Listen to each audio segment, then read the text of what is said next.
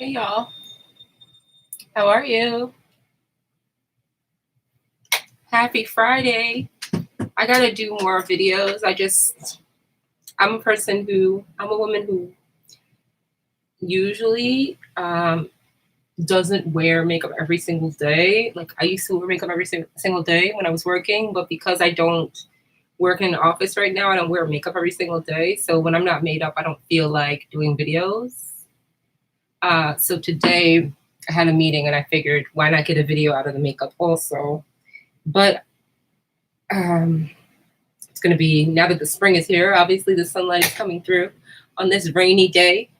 It's kind of raining up here in the Northeast, and so it's good to have any sunlight come through.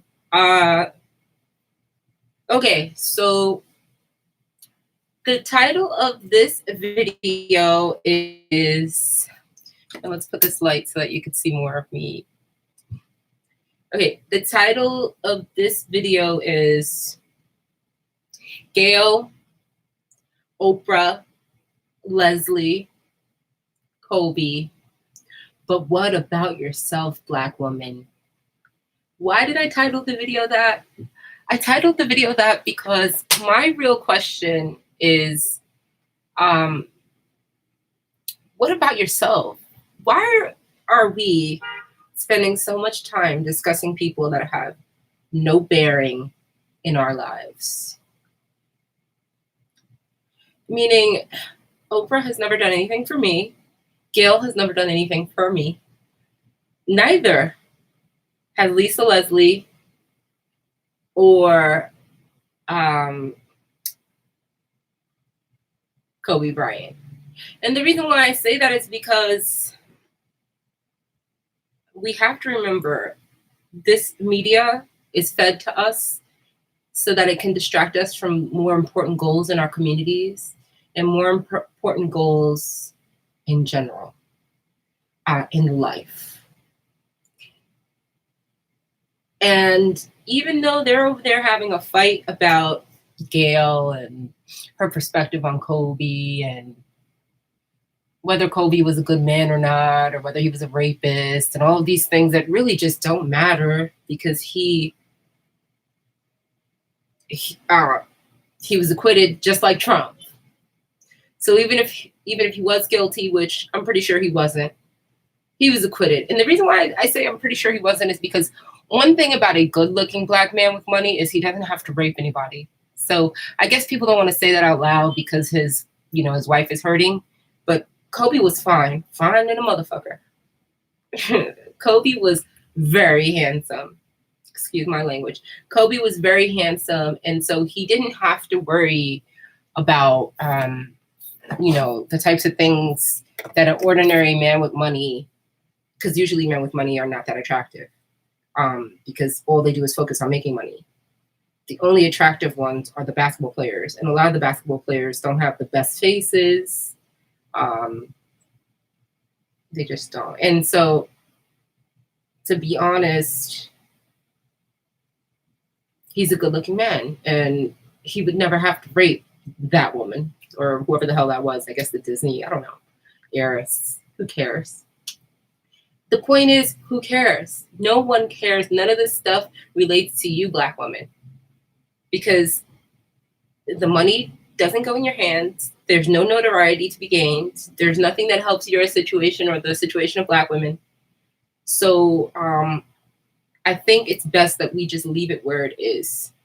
And the reason why I say that is because, like, I'm just looking at my makeup right now. I should have put some lower eyeliner or something, but I have my shades on, so I didn't go too hard with it. And I might just put some mascara on while I'm on the show with you guys.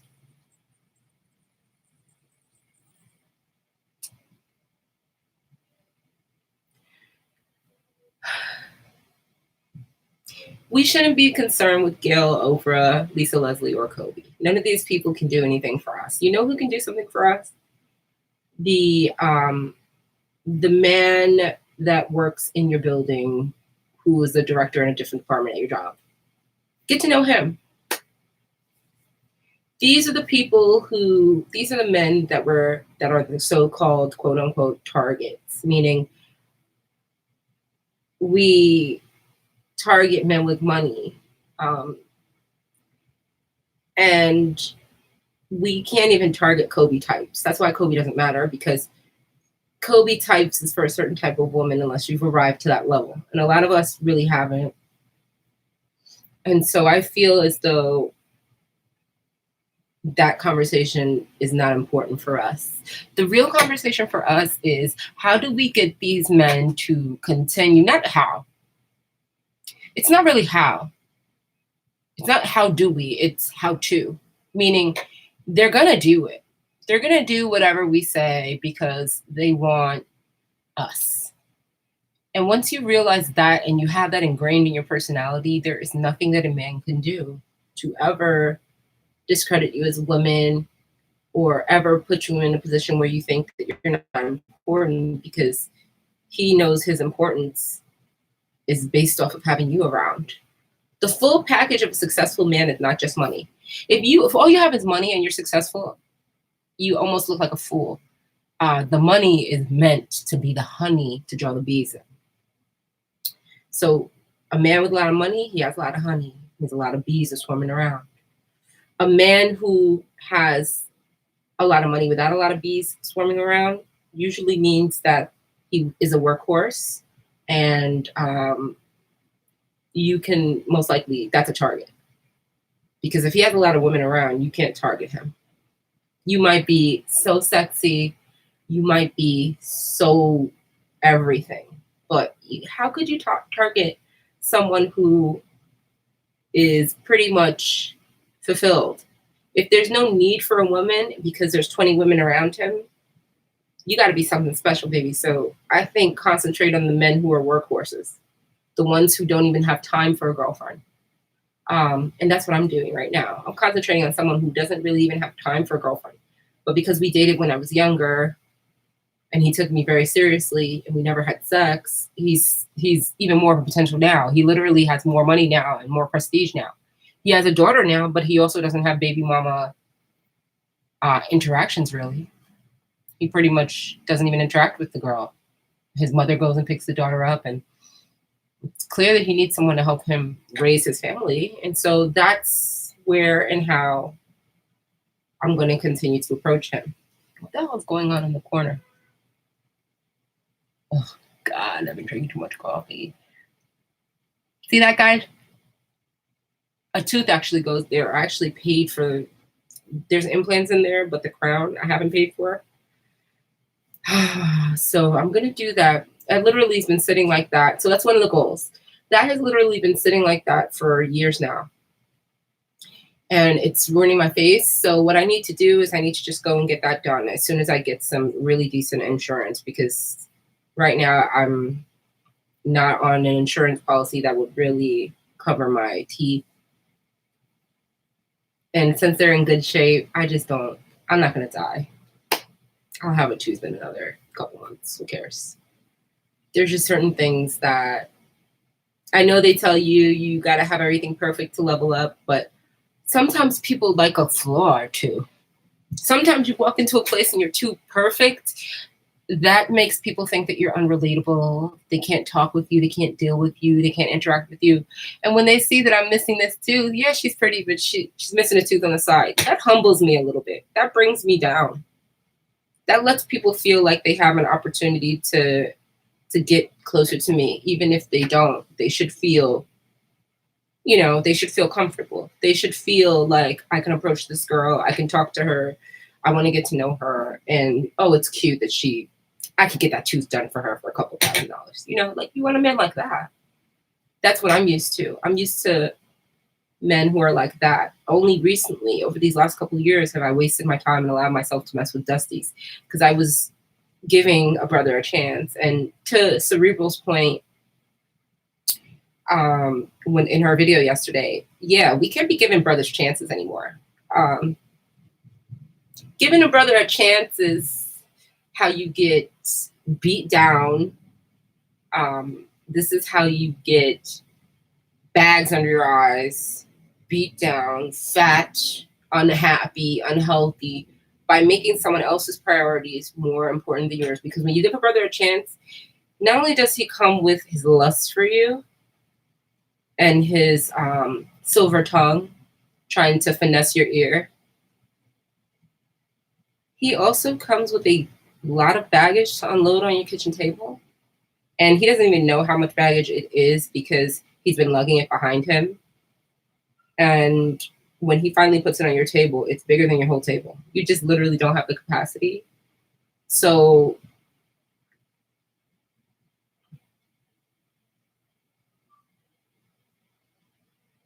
giving a brother a chance is out. This is 2020. What we're doing is we're taking our lives back. I thank God every day that I'm only a certain age and I don't have children yet because I'm still ripe and I take good care of myself.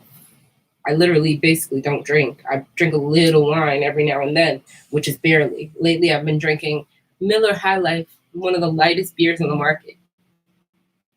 And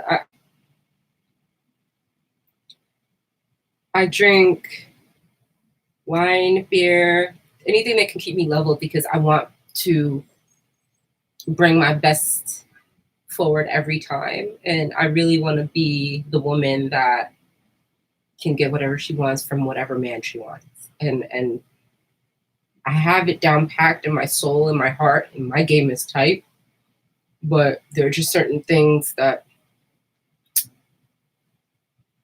I have to do as a woman to be able to continue to maintain and foster those relationships. So I'm really doing a lot of leveling up work by way of dressing more feminine. Like I dress sexy. I can dress sexy. Sexy is easy, but feminine is hard. Like you see this shirt, I love this shirt. I've had it for years and I've only worn it a couple times, mostly because it's very feminine. And sometimes I feel like a little silly wearing it because I feel like it's too fluff and too pretty and pink type, even though it's not pink, but you know what I mean?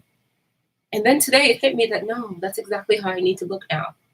I'm at a certain age now where I'm not old, but I'm old enough that every time I step out, I have to look good. And I knew that when I was 24 and 25, which makes me realize that I'm falling off because I used to be this woman every day. This woman was me every day. And now it feels like I'm dressing up when I do it. So that means I'm not doing it often enough. So be prepared to see me more often dressed up in my silk shirts, in my slacks. You know, right now I have a U-part wig in, the same wig I had in the other video. I'm just rocking it because right now funds are low. And so I just like to keep a natural look when funds are low. When funds are low, I can't do $300 a bundle hair. I can't do $400 sew-ins and stuff like that. That's the kind of stuff I do when I'm balling. And right now I'm rebuilding and I'm trying to get taken care of. And if a man meets me right now, he gets the impression she's beautiful, she's classy, I could take care of her. But if I do too much, he might get the impression that I don't even need him. And I need him. Trust me. I need him. And I think that's another thing that a lot of us women don't want to say. Say it out loud. You need that man. You know why you need that man? Because you might be tired as hell when you come home from work. And if that man makes good money, you know what he's gonna say? He's gonna say, let's walk down to Fifth Avenue, go have some dinner. Let's walk to let's go to and have some dinner. Let's order in something really delicious. Or maybe he'll have it waiting for you. I mean, my fiance, when he was around, he used to have full dinner plated out on a marble table waiting for me with a bouquet of flowers every time I came home on Thursday night. It wasn't even an expectation because it wasn't every time, but most of the time it was. It's like he had things ready. Like he understood the teamwork aspect.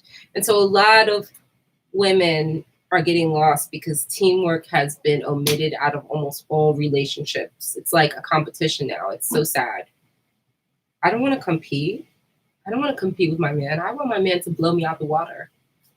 I want him to allow me to be free in the way I make money, but pretty much I want him to blow me out of the water, set me free in terms of money.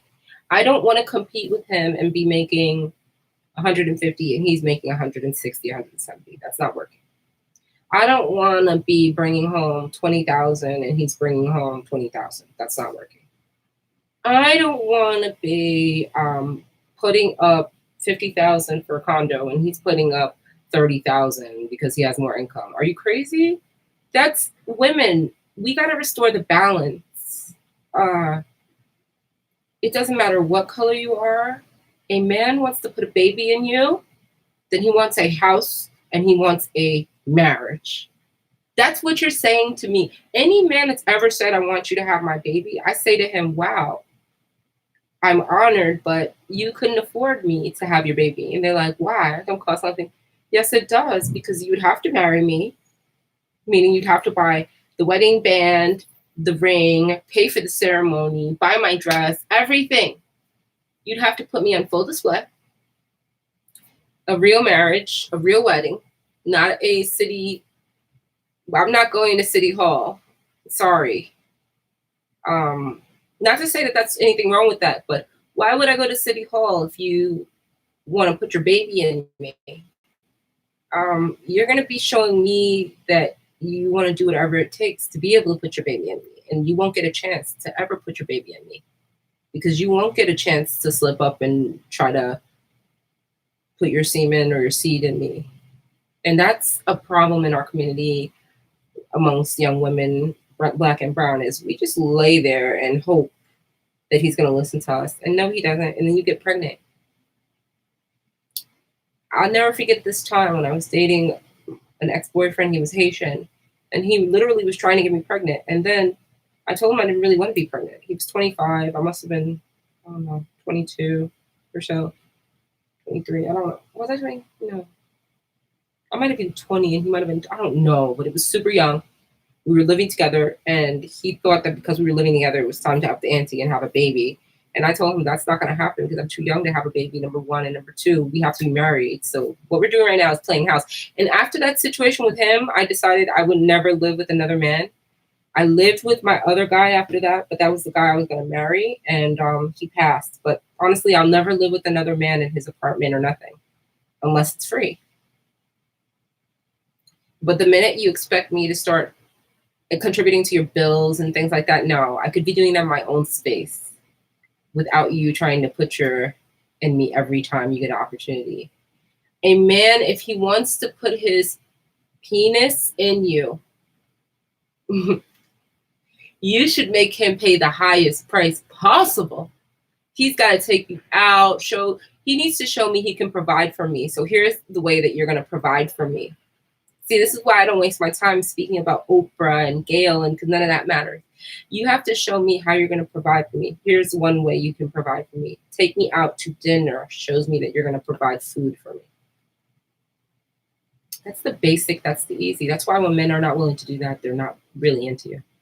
Number two, buy me something with appreciating value, meaning not just clothes and handbags, because some handbags can appreciate.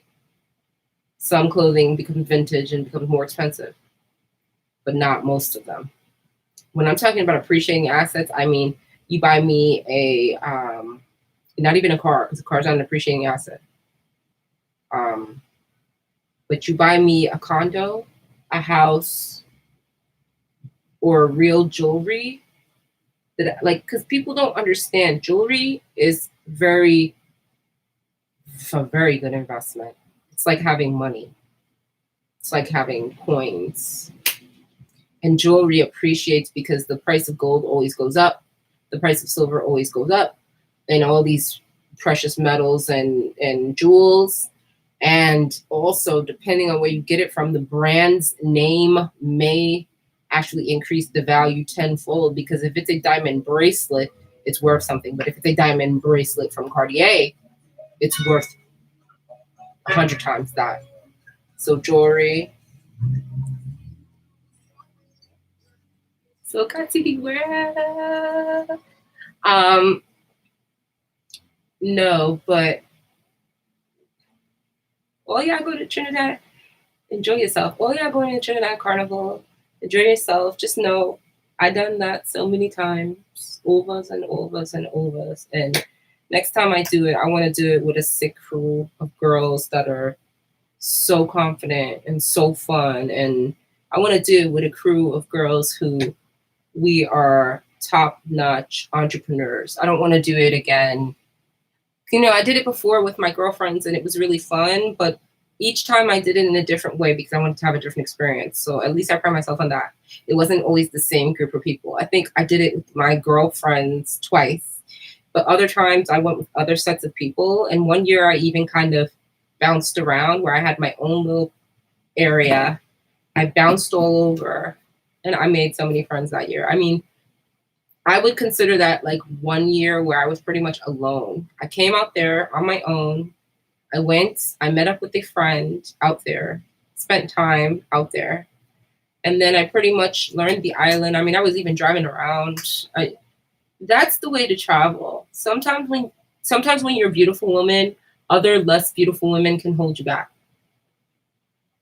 And that's kind of the story of any pretty and intelligent girl's life because you're pretty, so you don't always want to be up under the dumb pretty girls, so you end up making friends with the smart girls, and the smart girls are secretly jealous of you because you're pretty, so they want to be you because you're pretty, but they want to bring you down to their level because you're one of them. You're really a smart girl in a pretty girl's body. So it's really hard. It's really hard to find girls that are smart and pretty. Like when I say smart and pretty, I mean like this girl is a bad bitch and this girl is a businesswoman. Put them together. So when I can't hang with girls that aren't both. So my next trip to Trinidad and Carnival will be with a set of very flame and very popping West Indian women. But it won't be because we got to move on. And you should feel that same way. The same way I talk about my girlfriends and my friends and my family is the same way I talk about a guy. And that's because you should be putting yourself first at all times. That's why I don't have time to be talking about Oprah and Gayle and how they've affected Kobe's legacy, because at least Kobe has a legacy. My father doesn't have a legacy. You know who else doesn't have a legacy? I don't have a legacy. And so as far as I'm concerned, all of them are ahead of everyone on this YouTube channel by light years. So time to catch up. We can't catch up by worrying about what they're doing, because as Black women, what we need to concentrate on what builds our wealth and our own legacy. We can't think that we've attained something just because Oprah and Gayle have it. Oprah and Gayle, I've never seen anything trickle down from them into my pocket. So I'm not concerned. I won't waste your time with that conversation. You know who's more important than Oprah and Gayle? You are a Black woman, because if it weren't for you, Gayle couldn't even feel the pressure that she feels now. I mean, you have women out here like Vicki Dillard, and you have other women out here that are really dragging Oprah and Gayle because they just don't know what the code is. And the code is, when regards to your people, if you have something bad to say, don't say anything at all. Just keep your mouth shut. We can talk about Black men and stuff, and we can have a generalized conversation, but the minute you go and start trying to attack Kobe Bryant's legacy, thinking that anyone's going to back you up, is when you show and demonstrate how stupid and basic you really are. So even to engage in that conversation is a waste of your time. You should be trying to have a conversation with the man that got that money. You get on the phone with the man that got that money. Let him know, like, hey, I'm here. And if you want to see me, I know you're feeling bad about Kobe, but maybe we can catch some basketball together and have him take you to a basketball game. I love going to basketball games. I love going to sports games because it's like quality time with your man. He's enjoying himself. They usually have good drinks and fun food. And at the Barclay, there's so much good food in the Barclay that I just yum, yum, yum. And and men love to watch you eat as long as you're not a slob. They love to watch you eat at the sports arena because it shows that you are laid back and that you know what it's all about. You come here to watch the game, but damn, look how sexy she is. Like, I wear the sexiest outfit to the stadiums. It's not even revealing. I usually wear something skin tight, like a skin tight bodysuit. with my tits in the air and this beautiful bra here. That's usually how I go to basketball games. Skin tight, sexy, and alluring, but also maybe wearing some shapewear underneath because I'm about to kill this hamburger or this hot dog or whatever I'm going to kill. So, guys, what I'm trying to say is that we have a journey to leveling up, and one of the pathways on the journey is to stop concerning ourselves with people that do not affect us in our ability to be leveled up. You know how much time and energy gets wasted talking about Gayle and Oprah and Kobe Bryant, may he rest in peace. That could be spent trying to cut a deal with someone, making some money, trying to get these targets to drop that money in your bank account. All that time you spend, every minute that we spend, it has to be maximized. This was the first week of this year where I got up and said, no, every minute has to be maximized. I was chilling in January, feeling my way through, rebuilding a relationship and a connection with this guy, getting rid of that Dusty, that person who literally is the worst energy ever. And you know, it's so sad. That person is a detriment to a lot of people because he literally sat here and admitted that he had slashed my tires 2 years ago, not realizing that that's a crime. And you slashing my tires, what if I would have I did drive off, but I noticed before I drove off, what if it was a situation where I would have drove off, it was raining, and I would have hydroplaned and really been in a bad situation. I could have hurt myself. But this person thought it was about getting back at me. It was in that moment that I was too completely disgusted with him.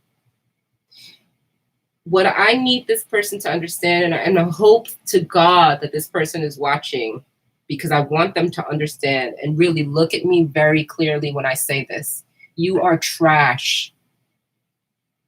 The scum under my shoe. The reason why I don't deal with you now is because you have nothing to offer. The best you were doing was paying my rent. The only way you can be in my life is if you pay my rent. Otherwise, your face, I wouldn't want any of my children to have it. I've seen your kids. I don't want my kids to look like that. You're weak. You can't even pick me up. You weigh 40 pounds less than me, and I'm not even huge. Weak, frail, depressed, ugly in the face, ugly in the insides, no support from anybody, but wants to be in my ear telling me what the fuck to do. Yet I paid him to do this wall. You know what? Since you're a construction person and you do all of this interior shit, why is my studio still looking like this?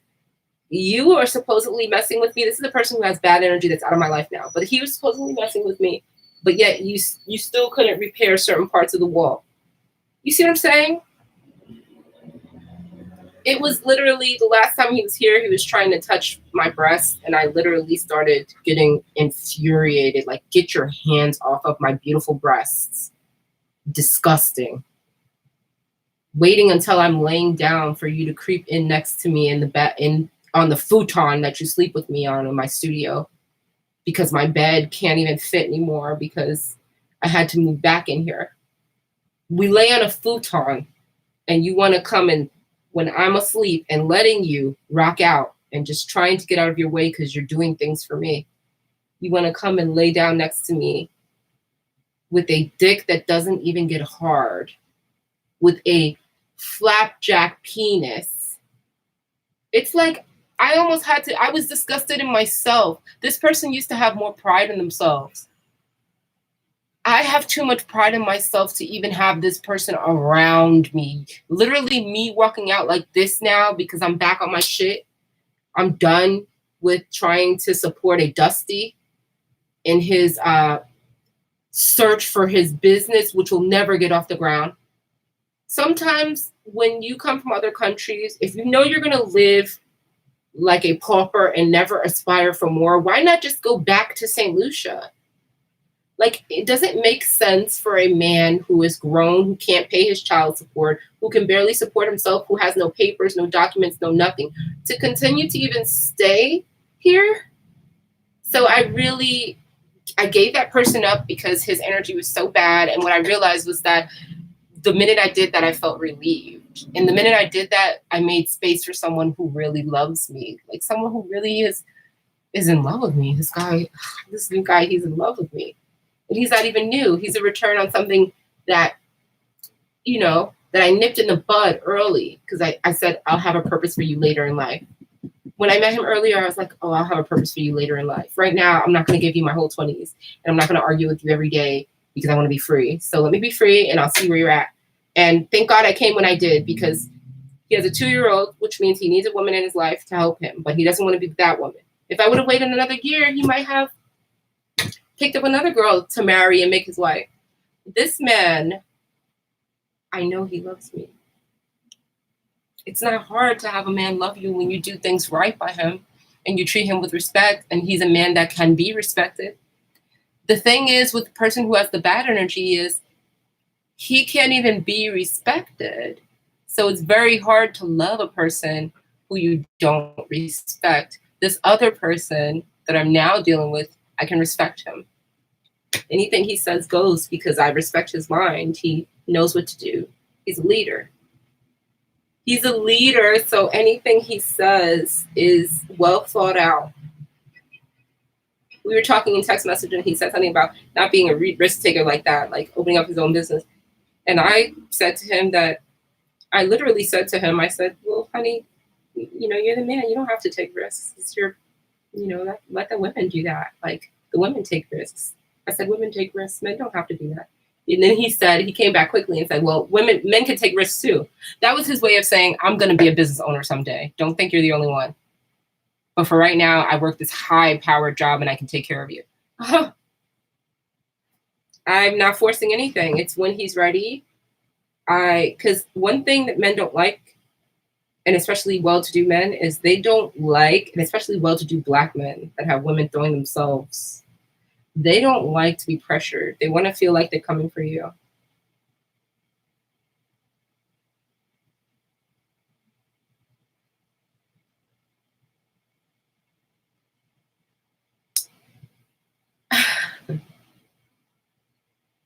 All I'm saying is that you can have whatever you want when you start focusing on yourself and you stop focusing on these celebrities. I do watch what these celebrities do, some of them, in terms of the music business, because I plan on entering that industry. And I'm in that industry already. So it's like, I do pay attention to certain people having their little fights in the mall and in the shops, and other people, boyfriends and people's DMs. And when I hear that stuff, what I do with it is I laugh and I keep it and take it as entertainment, because I don't pay attention because I want to mimic. I pay attention because I think it's sad. I think it's sad. I think that people that have over 50 million fucking dollars still don't know how to act. That's why I can't wait. I cannot wait to show these stupid bitches how to act like women. These sluts, these thoughts, these whores. You'll never have the type of man that I'm going to have, because he doesn't even go to the places that you go to. Because your Fashion Nova outfit looks retarded at the standard.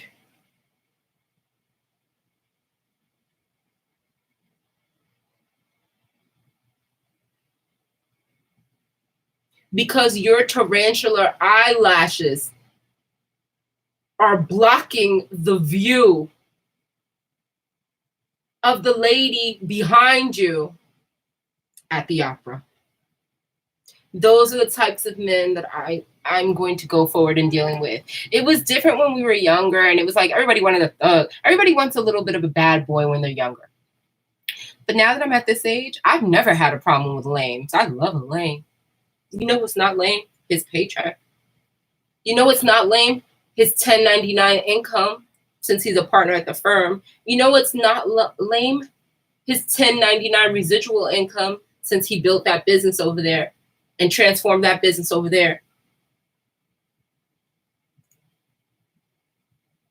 So I like a Wall Street gangster. I like a money man. That's my type. That's why these conversations about Kobe make me laugh, because Kobe couldn't have paid me to be with him. He had a lot. Yeah, he had a lot of wealth. But to think I would have had to go through that whole journey of his life to lose him at this moment, and to know that he hadn't even attained the level of excellence that he wanted to have attained. No, I want a winner.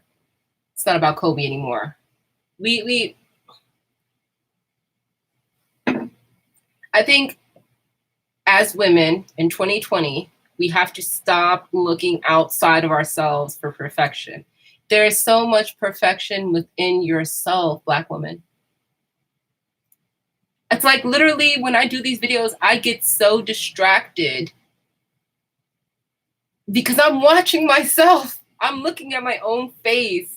I'm not distracted by anything else but myself. I'm beautiful. It makes people mad when you say that out loud. And then when I cut down to the reason why that is because they're insecure. My grandmother gets mad about it when I say it now that I'm beautiful. She said, don't brag on yourself, honey.